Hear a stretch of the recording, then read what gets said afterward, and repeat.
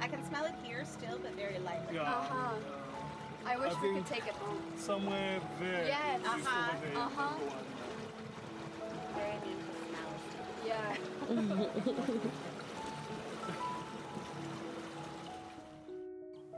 Those are the fishes here. Here, honey, let me take your picture from the back. Look at it behind you.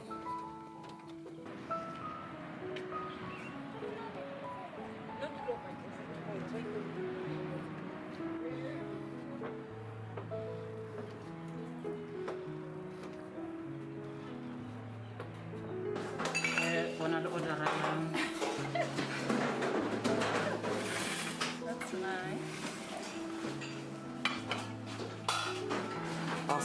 Awesome.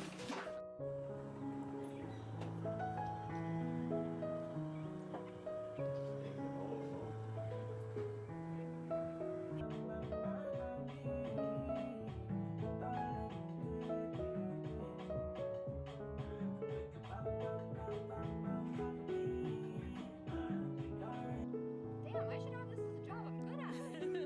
See, the options are getting better, right? Camilla, you know you still have to go to school to get your captain's license. No, you just have to get your boating license. What are the laws? On this episode of Across All Borders Going South, it's all about a few days in Maun, accommodation and things to do. On the 1st of July 2021, I boarded a flight departing Kasane, heading towards Maun. I chose to fly because the price of the ticket was roughly the same as the price of the bus ticket. I paid 347 Botswanan pula for a one-way ticket.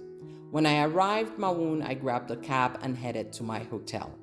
Let's talk about Maun. Maun is a town in northern Botswana that runs along the Temalakan River. It is known as the gateway of tourism to the Okavango Delta. So a lot of things that I'll be recommending for you has naturally to do with this. Let's talk about my accommodation. I chose Mokoro Lodge because Mokoro Lodge suited my price point as well as the location made it easy for me to grab public transport to navigate Maun.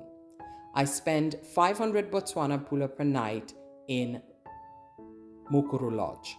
And I believe that included breakfast. The food was also good, so that I ate dinner and lunch sometimes at the hotel. The activities. First and foremost, let's look at the sunset cruise on the Temalakan River. I joined the sunset cruise from the Temalakan River Lodge. It cost me 200 Botswanan pula, and it's an amazing experience that I definitely will recommend for you, and I'll be showing you that experience on this episode. The second thing on the list was a scenic flight over the Okavango Delta. If you'd like to know more about this experience, click on the link on the right side of the screen now.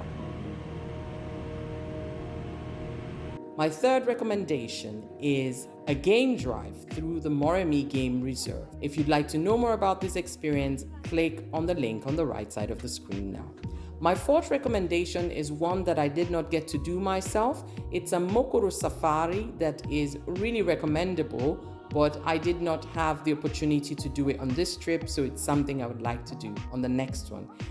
Apart from these four activities, I spent a lot of time on several terraces from cafes and hotels in Maun, just editing, relaxing, taking in the sounds of nature, and I will be showing you this as well. So let's start this episode by experiencing my sunset cruise on the Temalakan River. But what would you want to do if you didn't go to college? Right now, I want to travel. Okay. Yeah. So you would walk and travel? You're young enough for a walk and travel, so that's what you should do. Yeah. If you're gonna do that, it would be so not smart not to do the walk and travel. Yeah. Because that way you can fund your travel, from the work you do. So that's. Or I've been looking into like roofing with like the Worldwide Agriculture Association.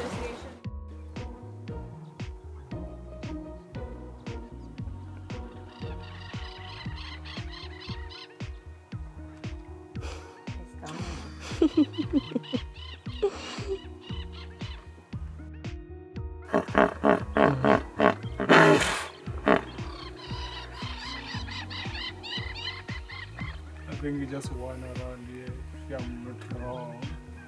Next to us.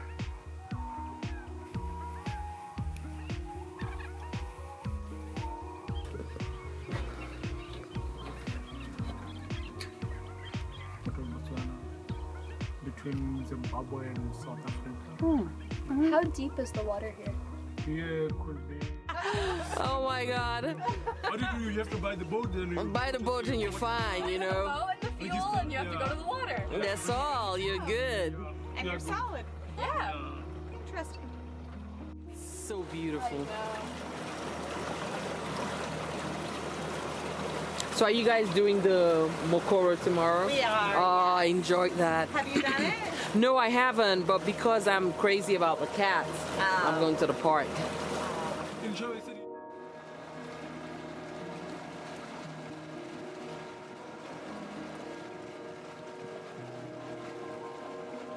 So where did you find the deal to get to market? Turn a little bit more to the right. Turn my head.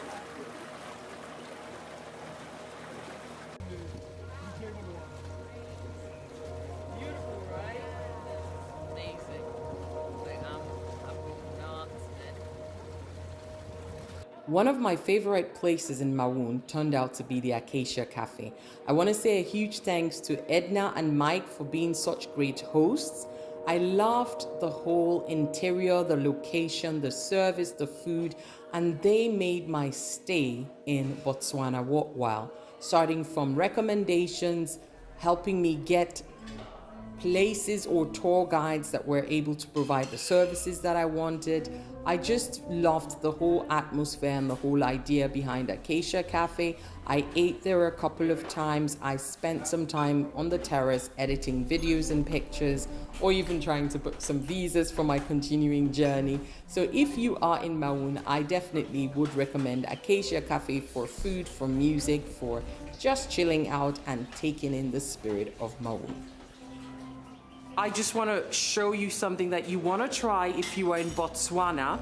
This is a traditional drink that you will find at weddings, ceremonies. It's actually like a ginger beer, and it's called gemere. So forgive me if my pronunciation is not right. Just ask them for the traditional ginger beer. It's beautiful because you've got a bit of strawberry in it, and I think, and I'm going to tell you after I've tasted it, that it must be amazing. So when you come to Botswana, make sure you get yourself a glass of gemere.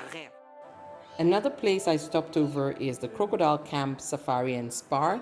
They have a nice terrace. I had a drink there. It's a good place to watch the sunset, although I didn't wait till sunset there. It's also a good place to get a drink, but I only spent one afternoon there, so I cannot go into much detail apart from the fact that I did like the view.